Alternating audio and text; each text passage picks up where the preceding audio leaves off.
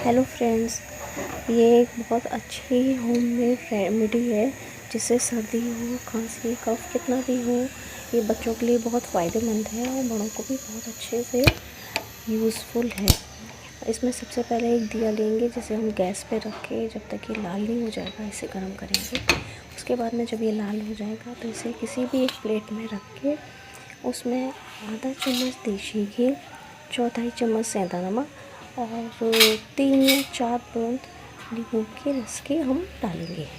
जब ये गुनगुना हो जाएगा तो इसको गुनगुने को हम छोटे बच्चे को 2 या 3 बार हम दिन में देंगे, या बड़े हों उनको जिनको कफ या खांसी ज़्यादा हो उनको भी हम दे सकते हैं। इससे बिलीव नहीं करेंगे, ये बहुत ही यूज़फुल रेमेडी है और इसके कोई साइड इफ़ेक्ट नहीं है। प्लीज़ इसको आप यूज़ ज़रूर करें, आपको खुद फ़ायदा महसूस होगा। प्लीज़ मेरे चैनल को लाइक एंड सब्सक्राइब करिए। Thank you.